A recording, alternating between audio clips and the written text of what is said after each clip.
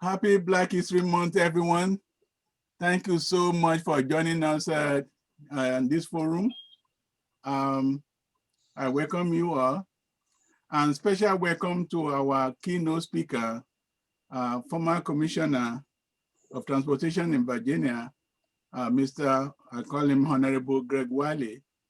He will be introduced shortly, but I want you to know that he is an ardent supporter of the Reginald F. Reed College of Business. He has helped me personally. He always wants to know what's going on with us.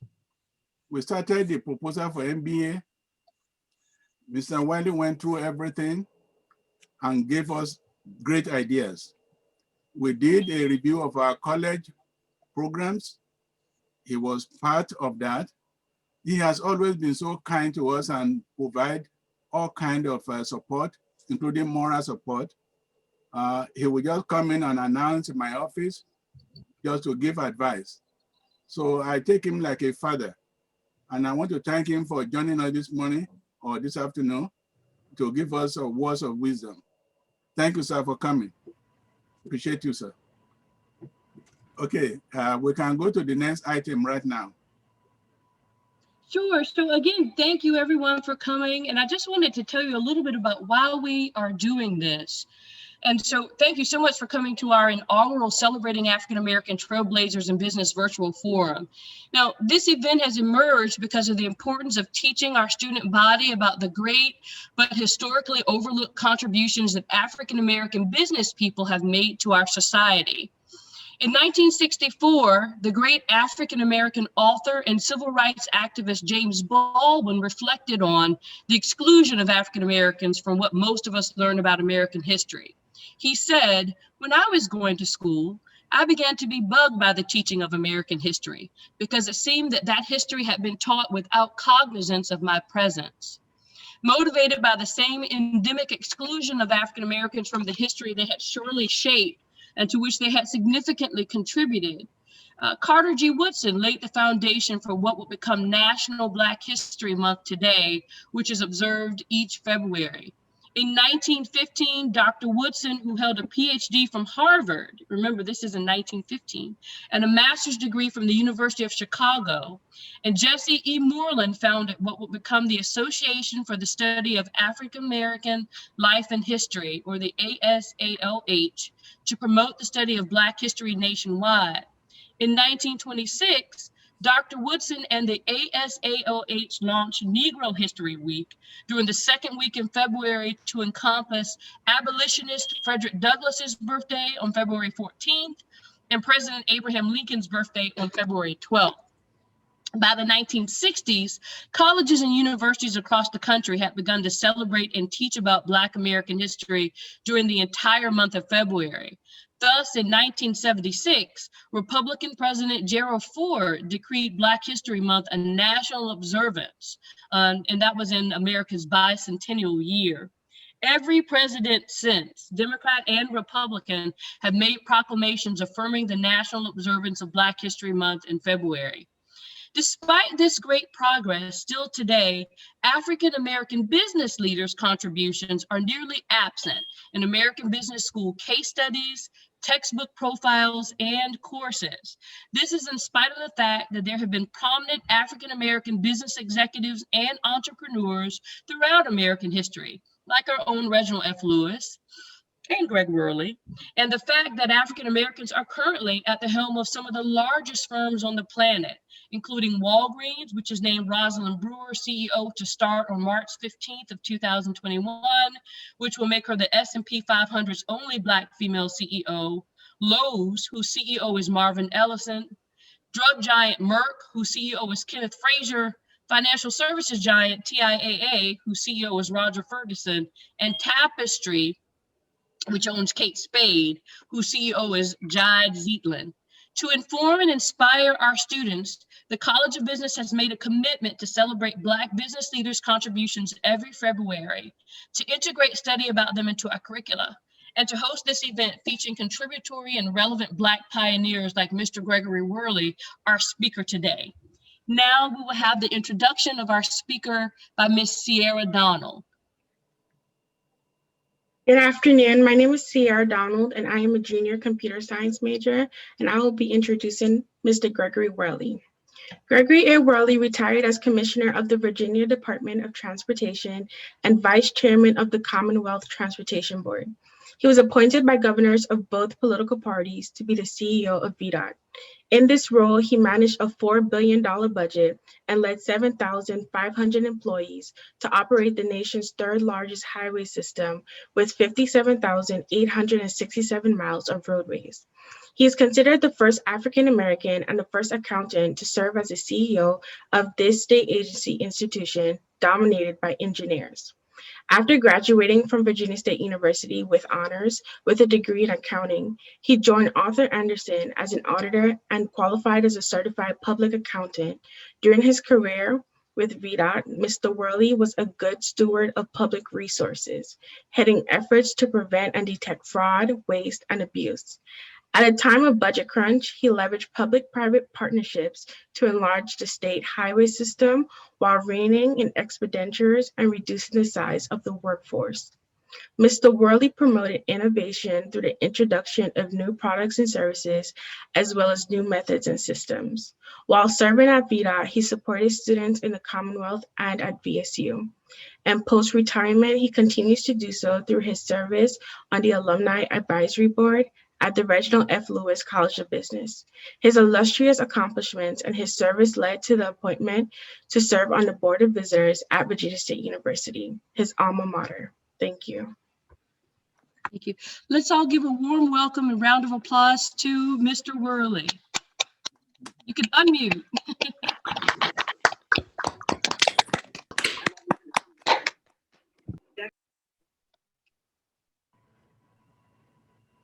Mr. Whirley, the floor is yours.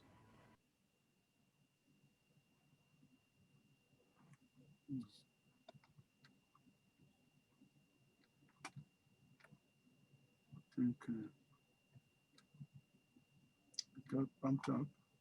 I think he may have gotten bumped out. Just one moment. We have a little bit of technical difficulty. I'll have him back in just a moment. Yeah. Oh, he's in. I'm just asking him to unmute. Okay.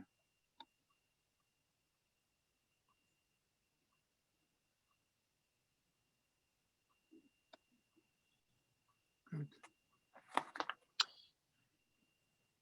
Mr. Whirley, would you be able to unmute your microphone? There we are. Is that okay? Yes, sir. That's fine. Dr. Omajokin and Dr. Perry Rivers and faculty and students of the College of Business, thank you for inviting me today. It is indeed an honor to speak at this Black History Month forum. I was asked to share some thoughts and experiences that were important for my success in the business world. But before I begin, I want to state a few things. Number one is that I am proud of the students of Virginia State University. I regularly get reports.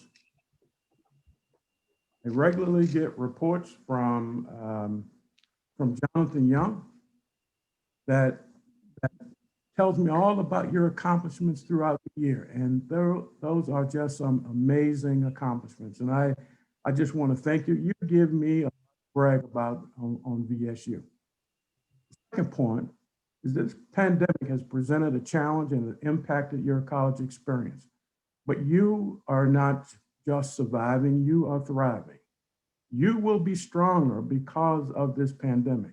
So keep the faith. It will be over soon. And my other point is to the professors. I want to thank you, professors, for your relentless efforts on those very challenging times to provide our students with the encouragement and direction that they need in order to launch their profession. My objective today is to share with you just a few tenets that I have used throughout my career. I have about 20 minutes and I put a stopwatch on myself, so hopefully I can hold to that 20 minutes. I'm going to share with you those tenets, and I'm going to share with you those tenets up front. And hopefully throughout this presentation, I'll give you some situations that will help explain how these tenets have helped me. First tenet, your reputation and integrity matters. It will define you. It will follow you. Number two, know your profession. Be twice as good as the other guy. Don't shortchange it. This is your career. Pay yourself first. Building wealth is intentional, and only a few will win the lottery. Create value for your employer. This will be noticed and it will be recognized. And number five, reach back and help others. Fulfilling a civic duty is important. Now, my approach today is to take certain situations in my professional journey and explain how those tenets helped me through some difficult situations. Here's my journey. And I would be remiss if I didn't give you just a little bit about my background. I had the benefit of learning some strong work ethics and values from my parents. They were invaluable to me. My father only finished the 6th grade, but he did not let that define him. He was very knowledgeable of world and current events because he read the paper every day from cover to cover. He read it in the morning before he went to work, and then he read it in the afternoon before he went to bed. He was a World War II veteran, and he was the best truck driver in Allied Chemical, formerly Honeywell. Then there's my mother. She finished the 6th grade, but she also went on to obtain her GED. She was very involved in civic duties, particularly the NAACP. She was the first woman in the early 60s to check groceries at an A&P grocery store in the Tri-City area. By the way, I grew up in Hopewell, Virginia. It's not far from Petersburg, but she was the first woman of color to check groceries in an A&P in the early 60s.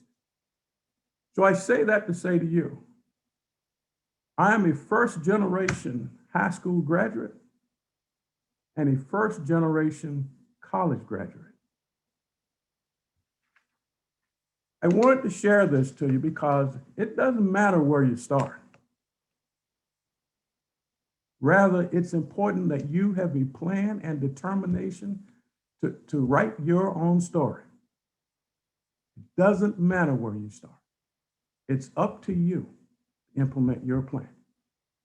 So let me just talk a little bit about college. You know my background. I needed a lot of help and guidance from my professors because I just did not know the college scene.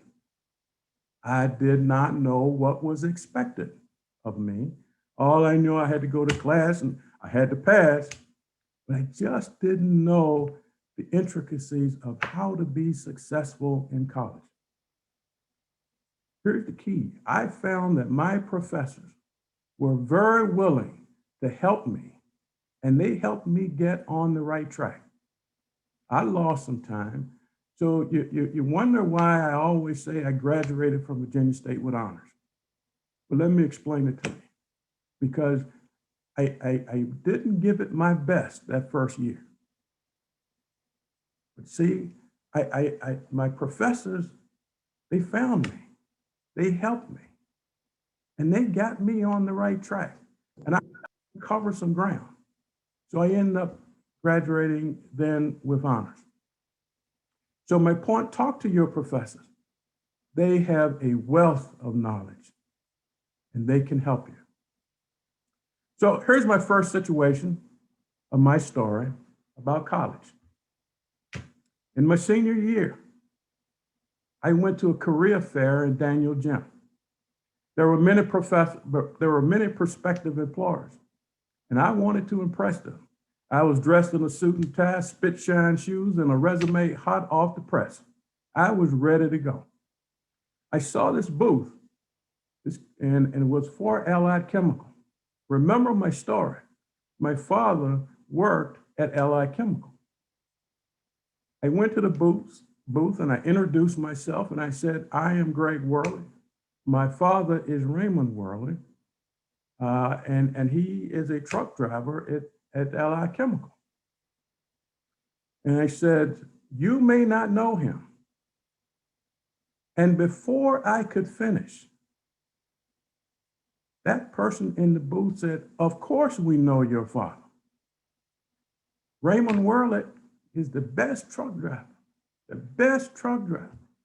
that we have. You see, I was sitting there thinking that the front office or management didn't really understand or know the blue collar worker. But see, they knew him because he distinguished himself by being the best. Okay? And that reputation followed him. Remember my tenet. Your reputation and integrity matters. It will follow you. It will define you. So I have carried this lesson throughout my professional journey. Never, here's my point, never underestimate the value and hard work, regardless of your position in a company. Always do your best because it matters. A little old truck driver was the best, but he was noticed. You can be the best in any position that you take. I graduated from Virginia State University in 1974 with a major in accounting, cum laude. After graduation, I married Pauline Folks Whirley, a 1974 graduate with a major in accounting, magna cum laude. Now you understand my secret weapon. That was my success. Now you understand. So let me move on to my career. My first job out of college was with Arthur Anderson and Company, one of the largest CPA firms in the country. And I'm sure you have studied the rise and fall of Arthur Anderson. If I lose, you don't have to pay. I'll pay the whole. So I became a CPA in 1975, and I was determined to be the best. You remember my tenet. Second tenet, know your profession. Be twice as good as the other guy. My parents used to always tell me, be twice as good. Practice your profession. Practice it every day. There were a number of memorable experiences, but this one experience there I want to share. I was the in-charge person on an audit of a large law firm in Washington, D.C. My assistant graduated from an Ivy League school. Initially, I was a bit intimidated because little old me from VSU with only 1 year experience was supervising this guy with an Ivy League background. I reviewed his work, and I'm gonna tell you the work was not good. I explained what he was doing wrong and gave him an opportunity to redo it. The second time around, there was no appreciable improvement in that work. The person, by the way, had a very short tenure with Arthur Anderson and Company. I had to complete his work. Here's my point. Like you, HBCU, Virginia State University, prepared me to compete with the best. I had no reason to be in. I learned just the same things that they were learning, and in fact, I was better. You will be better. So I just wanted to make that point to you, and I picked out that situation because they wanted you to never doubt yourself. You deserve and are prepared to play in the big league. You are ready. Virginia State will make you ready. They will get you ready. Now let's fast forward to 2021. You now have an HBCU graduate as Vice President of the United States. Now the world knows about HBCUs and the products that come out of HBCU, the students who graduate from HBCU. Further, there are other VSU alums, and there were some that were identified in the opening remarks. You have alums and former VSU professors that are in the President Biden's administration. There are many other alums who have accomplished great things. They have paved the way for you. They are the trailblazers. Now it's up to you to get fired up to continue this VSU legacy of excellence by creating your own accomplishments. Now it's time for you to write your story. The pathway is there. The pathway is there for you. So I'm gonna move on to another situation. I served as a controller for the National Mental Health Association. And again, there were a number of experiences that allowed me to grow as a professional in this position. For example, I was invited to the White House. I met the President and First Lady. It was a great experience from this little old guy from VSU and little old town from Hopewell. You know, and it was just something that was just amazing to me, and I learned a lot. But here's a situation that I wanted to share. The chief executive officer, the CEO of that organization, requested that I record financial transactions that I believe that were not correct. In fact, I felt that the transactions, if recorded, would seriously misrepresent the financial condition of the company. There was an uncomfortable standoff between me and my boss. I could violate my tenet, do the right thing, and record the transaction or seek another job. I found another job. The CEO solicited the independent auditors, and I won't name that firm, but it was one of the big accounting firms, to record those transactions. I went on to another job. A few months later, while on a new job, the CEO of that company called me on the phone. He wanted to know if he could come meet with me. And I said, sure. So the CEO came to my new job. I invited him back to my office. We sat around my table in the office. And he proceeded to tell me that he was wrong. Those transactions should not have been recorded. And that I was right. And he should have listened. But see, I had to leave that job before he learned that what he was trying to do was not right. A few months after that, after I met with that CEO, the officer of the board of directors contacted me and thanked me for trying to do the right thing. They also appointed me to the board of directors of that company. So I shared this because it takes courage to do the right thing.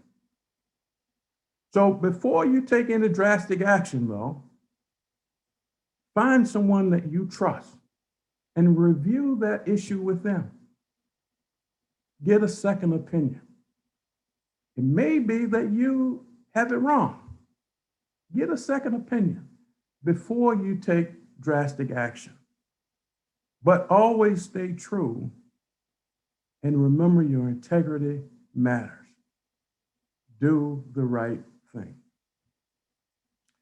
So I'm gonna go on to another situation. And next is I work for the National Governors Association as controller. I was fortunate to meet governors all across the country and presidents of the United States. I learned the importance of public policy and networking to achieve your goals. I had an opportunity to work with some very talented people.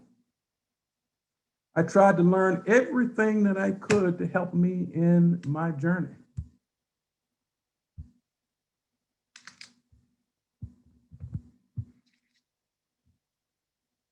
So for example, I work with a number of investment managers and other knowledgeable in using money to make money. So let me reflect on that tenet. You remember my tenets? It said, pay yourself first. And I know you were probably wondering, where is he going with this? Pay yourself first. Building wealth is intentional and only a few are gonna win the lottery. Okay? My father gave me this tenet and he said, save a little out of each paycheck for yourself. This was great advice, and I was able to refine it a bit by learning from investment managers that manage the investment portfolios of the companies that I worked. I learned to maximize the benefits through 401k, 403b plans, 457 plans, average investing, and other investment techniques. However, you need to be ready to take advantage of those opportunities. So don't forget the tenet, pay yourself first, because you have to look after you. Building that wealth, you have to have a plan. So I would love to be in one of your investment classes to hear the discussion on the rise and fall of the GameStop stock. You saw it go up. It went up so high, I wonder why I was sitting on the sidelines. And you probably read the paper the other day, it's falling as quickly as it went up, right? So, learn from people, learn how to utilize that knowledge for your own benefit too. Not just the company, think about you. Pay yourself first. At the Virginia Department of Transportation, I'm gonna go into another situation. At the Virginia Department of Transportation, I worked as controller, inspector general, deputy commissioner, commissioner. I was there over 26 years. 9 of the last years was with either as commissioner or deputy commissioner. I had accomplishments that created value for the company. My accomplishments caught the attention of the governor's office and led to me being appointed commissioner. Remember my tenet, create value for your employer. It will be noticed and recognized. So let me give you one of those accomplishments, and that was the implementation of the PeopleSoft ERP, Enterprise Resource Planning System, financial system for VDOT. Then my team implemented that system for the entire Commonwealth of Virginia. The PeopleSoft ERP system is in operation today. And this is a question for you. Did you know that VSU has a certification program for SAP ERP program? These two ERP systems share the same concepts. They are very similar. People, students with experience in these systems are in high demand. Since I was an accounting major, you might think that the product that the item I was most proud of was the implementation of the accounting system. That was not my proudest accomplishment, even though I enjoyed it. putting in a financial system, accounting system for the entire Commonwealth of Virginia. I loved it. I enjoyed it. But my proudest accomplishment was creating a program that would award contracts to small women and minority contractors that eventually was over $500 million per year. That was an accomplishment. That's what I was proud of. In fact, the process used to create these business opportunities for the companies resulted in a company being launched to help small businesses get jobs within transportation. Dr. Perry Rivers, I would like to offer the owner of that company, a graduate from A&T, to share thoughts about his entrepreneurial experience with one of your classes. Absolutely, that sounds wonderful. Further, this is going to get you further.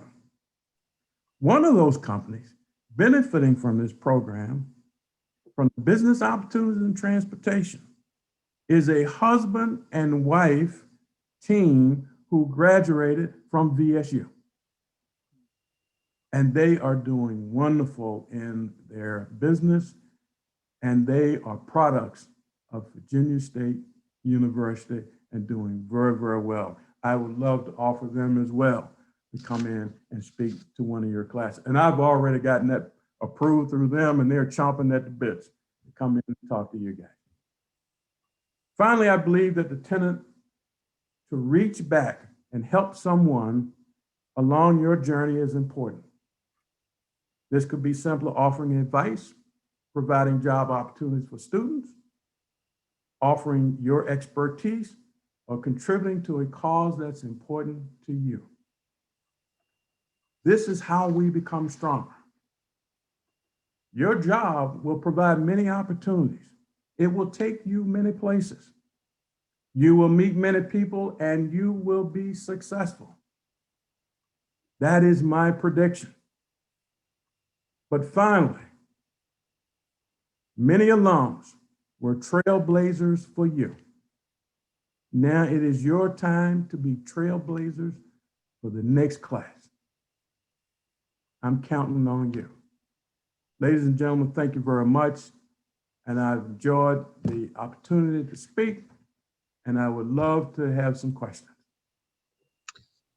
Thank you so much. Let's all give him a wonderful round of applause for that wonderful, inspiring speech. That was tremendous.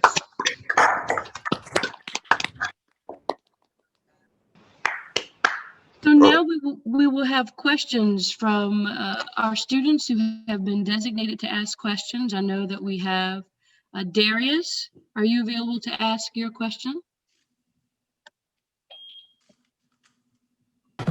Yeah. How many obstacles did you have to go through? And what was it like going through those obstacles to get to where you are? Darius, there are a number of obstacles, probably too many to even count and to talk about. But you know, my tenet was prepare yourself, be the best. When you're playing basketball, the first thing you do, you can practice that free throw time and time and time again. You're gonna practice how you take your jump shot over and over. And when you know your profession, you're gonna practice how to make your degrees work for you. You know, it's not how many items you will have or challenges that you will have, but rather be prepared. And I think that you are prepared, and you know, you fall back on some of those tenets, your tenets that you will create for yourself, and they will get you through those challenges.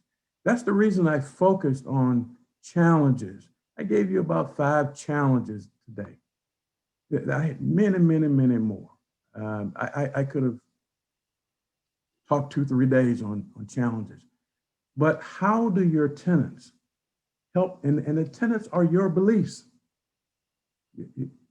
what you operate by. How can they help you through those situations?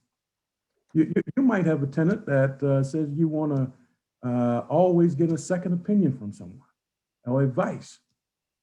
That will help you through, I don't care how many of these challenges that you have. I hope that helps.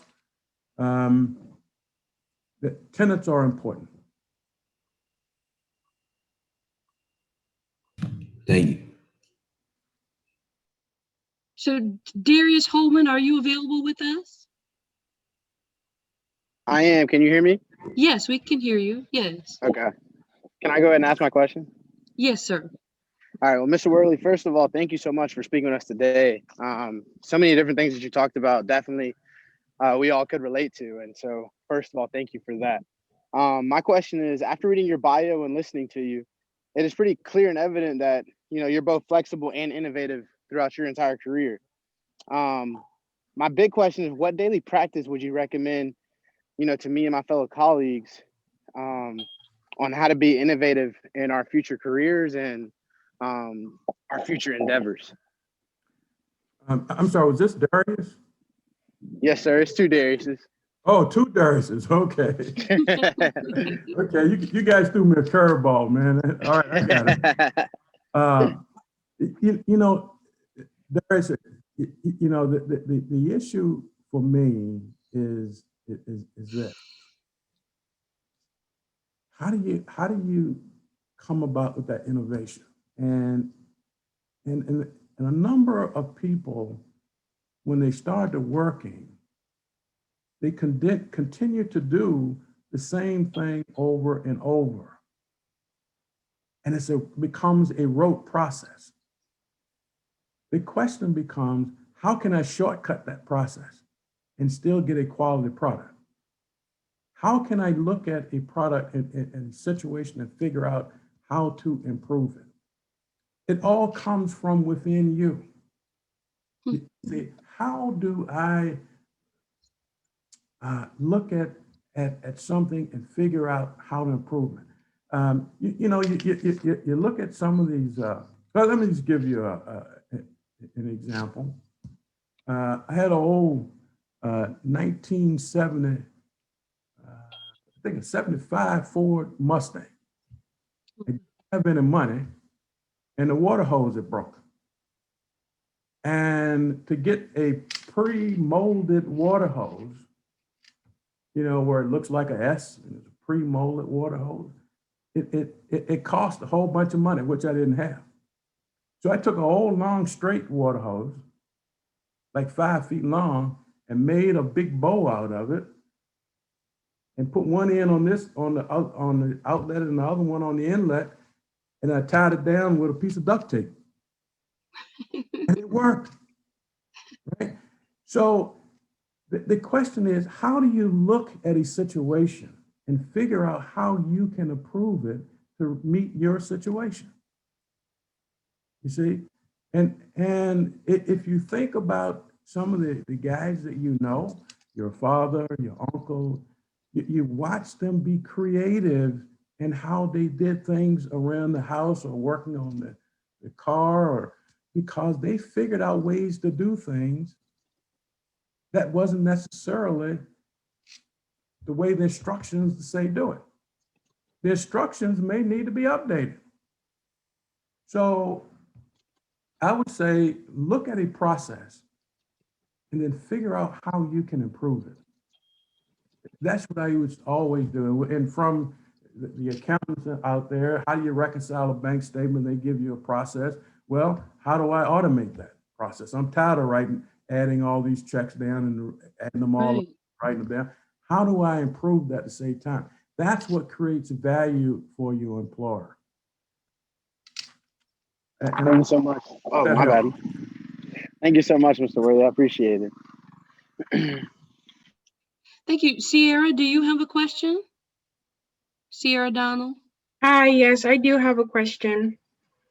First, thank you for giving back to our illustrious institution by serving on the board of visitors for the university and the advisory board for the College of Business. How long after you graduated did it take for you to be able to give back to the university and become actively involved with the Alumni Association? So let me, Sierra, let me see, can I answer that question? At Arthur Anderson and Company, I started work with them in 1974, the summer of 74. I would say also in the summer of 1974, I was running an operation at Arthur Anderson to give alumni, all of the employees who worked at Arthur Anderson that graduated from Virginia State. I organized an activity where we gave money back to VSU, and Arthur Anderson would match it with an employer contribution. That was the first thing that I did. So I would say that I started there in the summer of 74. I was involved also in the summer of 74 in giving back to VSU. Okay, thank you. Wow, that was great. It was immediate. Abraham, do you have a question that you'd like to ask Mr. Whirley?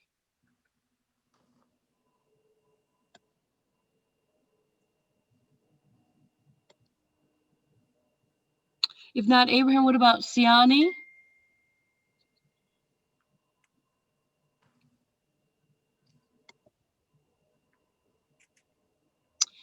Is there another student that has a question, a brief question that they'd like to ask Mr. Whirley? Yes, Emmanuel Saunders. Good morning, parents. Hello. Good morning, Katera. I'm gonna let you go right after Emmanuel Sanders. Okay. All right. Okay. Start off first with thank you for sharing this with us and for the opportunity. Today in the news, we see the change of the command in the White House. And with that, we see individuals being appointed and replaced, individuals who were in position during the prior presidency. My question is, how were you able to maintain your position as commissioner of VDOT during the change from one political party to the next? Emmanuel, thank you for that question. And here's the answer. The first governor who appointed me, and that was Governor Warner. And he said to me, Greg, run a good business. If you run a good business, that'll take care of the politics. So if you are running your operation, doing your job, creating value for that company, the politics will take care of themselves. That's how I was able to make it through the different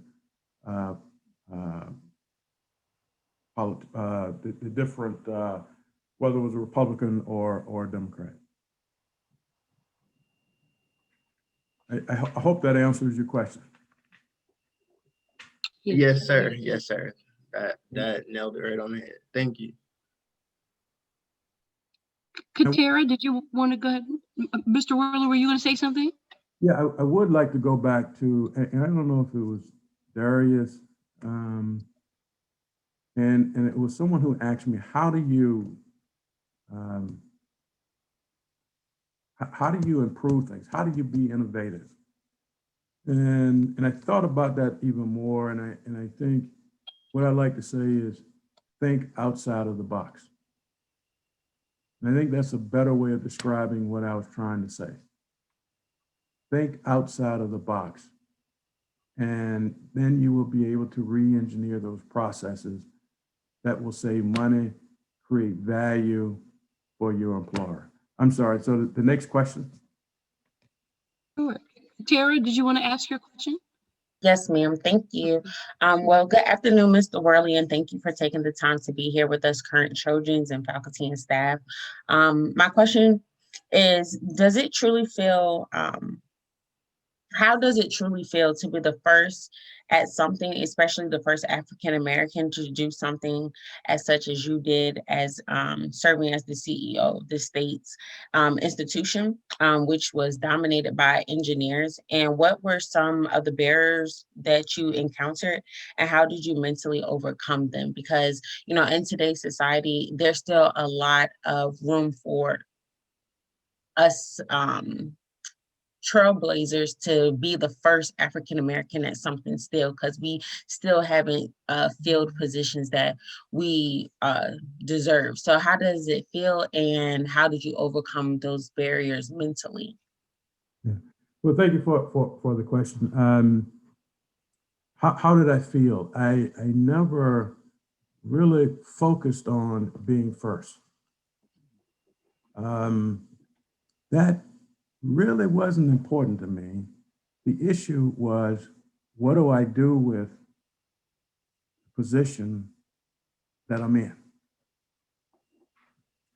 And a gentleman came to me one day, and he gave me some great advice. And this guy was,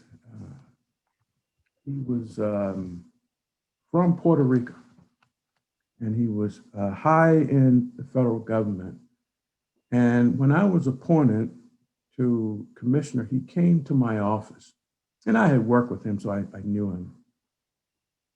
He said, "Greg, you are in a position of authority, in a position of power. Don't be afraid to use it and help others." And I kept that with me, because sometimes we get in positions and we're afraid to get out of the box and reach back and help someone else. So I made it a point that we created at Virginia Department of Transportation a program that was more inclusive in terms of bringing in students from universities like Virginia State University. We had an internship program at one point that was just for engineers and civil engineers. Well, that basically excluded Virginia State. So what we did was create a program that allowed students with different disciplines to come in and work. It takes more than a civil engineer to run transportation. It takes accountants, it takes mathematicians, it takes scientists, it takes biology majors. It takes a host of people with different majors and disciplines to run an organization.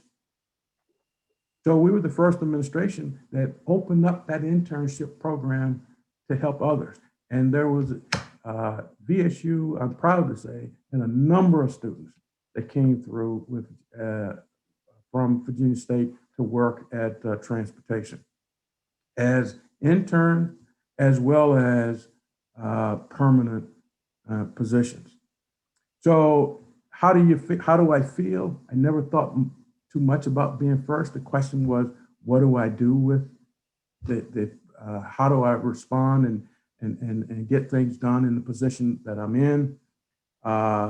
Yes, there were a number of different challenges, but one thing that I found, if you do a good job and people trust you, that they have respect for you, they have respect for their knowledge, they respect you for doing the right thing and being fair to other employees, whether they're black, white, brown, whatever, those folks gonna rise and support you. I had an enormous amount of support from folks like my dad, who was a truck driver. I had folks who were driving trucks in VDOT who would stop and just want to talk to me. So let me give you an example of that. And I'm probably getting too long, Dr. Perry. So, and anytime that it snowed, I would get in my car and I had several stops throughout the night to make certain the operation was going well. I stopped at one of our area headquarters and I saw a young man that drove truck and pushed snow. And I had struck up a conversation with him. And, you know, he said, how does things work at transportation? And I said, well, why don't you come to my meeting? And I invited him to a manager's conference to come in and personally see how things work. You see, there was a relationship that was created, not with just that individual, but with others. And when you create that relationship and then people trust you, the barriers and challenges tend to fall. So that's and I'm gonna keep it short. I could go on and on that topic, but I know we have a time limit, so I'll stop right there. I hope that answers the question. Yes, sir. Well, thank you so much. And I do currently serve as the president for the National Association of Black Accountants. So I would love to possibly reach out to you outside of this event, if you don't mind. Yes, I would welcome it. Yes, thank you so much. So thank you so much for all of this wonderful wisdom that you've shared with all of us. Our students and faculty and staff, everyone present has learned a great deal from what you spoke about. Now I'd like to turn it over to Dr. Emmanuel Mujokin for his closing remarks. Well, we really appreciate your words of wisdom, sir. And I believe that our students who are making notes that will help them in future, because these are great ideas you're giving to them. They apply them, they will definitely be successful. We thank you, sir, for taking this time to come and be with us. You are always a father to us, the way I take you. We appreciate you, sir, for coming within a very short time, and you accepted to come. Thank you so much, sir. We wish you long life and prosperity. Thank you, everyone, for coming. We appreciate you all. We will continue our Black History Month with international celebrations in next week. Bye-bye, everyone. So I'm sorry, Dr. O, I think there was a message that came across and I couldn't read it very well. It went so fast.